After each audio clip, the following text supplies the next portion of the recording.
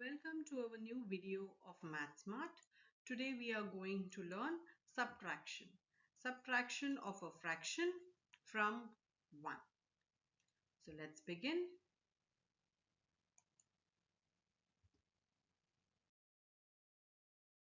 Subtraction of a fraction from 1. Our first sum, 1 minus 5 upon 7. So first we write the denominator. Denominator is as is 7. Numerator will be 7 minus 5, which is 2.